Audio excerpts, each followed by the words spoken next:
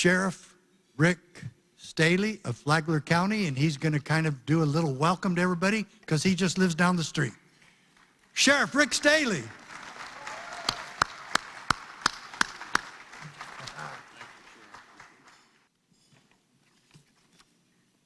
Well, good evening.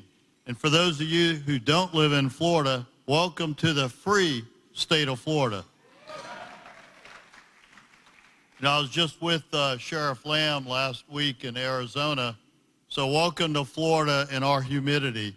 You have more heat. It was 109 degrees last week in Arizona, but we have, unfortunately, the humidity. So it's my honor to be here tonight and speak to a room full of constitutionalists that are concerned about the direction of our country. I want to thank Sheriff Mack and the team for inviting me.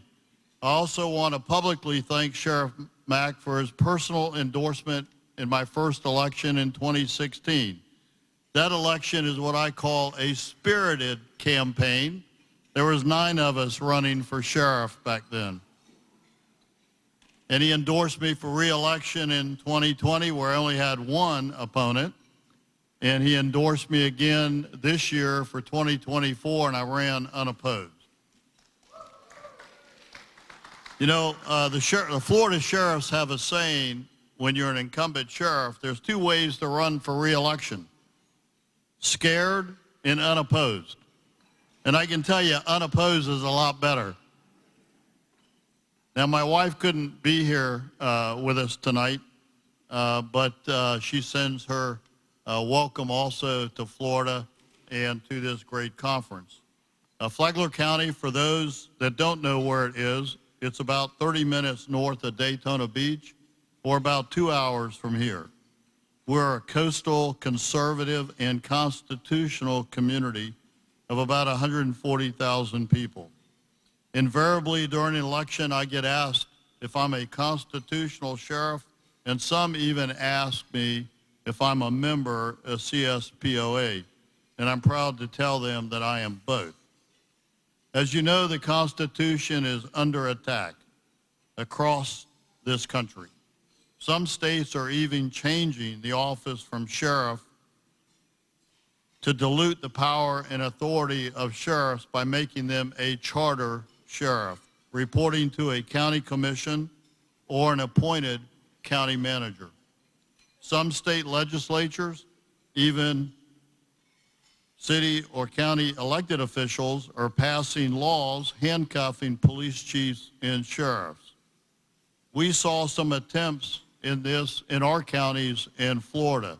For example, technically, the Miami-Dade County in South Florida, the elected sheriff is actually the mayor, who delegates their authority to an appointed police director. A lot of people don't know that, but when they elect the mayor in Miami-Dade, they're also electing their sheriff, which has no requirement for any law enforcement background.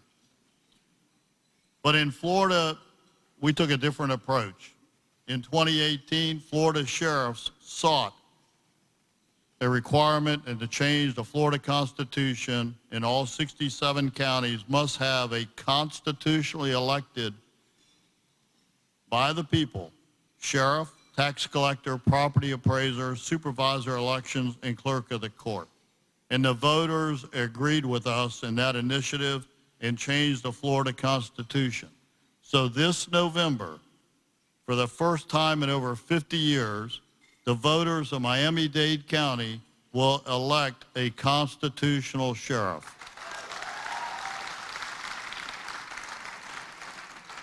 But it took the sheriffs of Florida to get that done. But that didn't stop Miami-Dade, and this is a great example of what constitutionalists are facing. Miami-Dade County Commission from trying to dilute the constitutional office of sheriff. Knowing this change was coming, they tried to make the constitutional office of sheriff like a northern sheriff, responsible for only courts and civil process, and maybe the jail if they wanted to give it to them, and keep the Miami-Dade Police Department with an appointed director reporting to the mayor. So the Florida Sheriff's Association sued him. Well, to defend the office of sheriff. We knew that if one county could get away with this, other counties would follow. We lost that lawsuit on a technicality. The court said we didn't have standing because there was not an elected sheriff yet in Miami-Dade County. So last year we went to the state legislature for a fix, and they passed a law that only the constitutional office of sheriff could provide law enforcement services in unincorporated areas of a county. That change stopped them in their tracks, and it also stopped Volusia County, which is on the Atlantic coast, my south border of Flagler County, because they had created a beach patrol with full police and authority, which was unconstitutional. Well, unfortunately, this didn't completely stop Miami-Dade County officials. Well, they stopped trying to keep a police department in the proposed budget that they're just finishing this year to go into effect October 1st. The Miami-Dade Office of Sheriff for next year, they cut the budget by millions of dollars. Now it will be a budget battle once Miami-Dade residents elect their sheriff, and we will be, as part of the Florida Sheriff's Association, fighting and standing with them to properly fund the Office of Sheriff in Miami-Dade County. In another case, just this year, we had to go back to the legislature to fix an issue for Jacksonville Sheriff, which is Duval County Sheriff's Office. Duval County is a charter county. The residents elect a constitutional sheriff, but make him report to the elected mayor and council, who has controlling his line item budget. So look at it this way. There's an active shooter, there's a hurricane, and the sheriff needs to move money from one line item to another to serve and handle that issue. He'd have to go ask mom and dad for permission, and that being the mayor and the council. So we went back to the legislature and got another fix. So now once they negotiate their budget with the mayor and the council, the sheriff of Jacksonville can do whatever he needs to do to serve that community. And every time there's a tragic shooting, and we're all saddened by the recent events that occurred in Georgia, and send our prayers, some people in this country use those tragic cases for political gain to attack the Second Amendment. Here's what I'd like to tell them. It's not the gun, stupid. It's not the Second Amendment's fault. It's the mental health, it's bullying, it's anger and crime. And as a life member and a proud, as a life NRA member and a proud owner of more than 30 guns and rifles personally, let's work on the causations behind these incidents and not the Constitution or amendments, because that's not the problem. But political rhetoric often wins elections and is easier than solving problems. Remember, there is a reason our founding fathers created the Second Amendment and the states ratified it.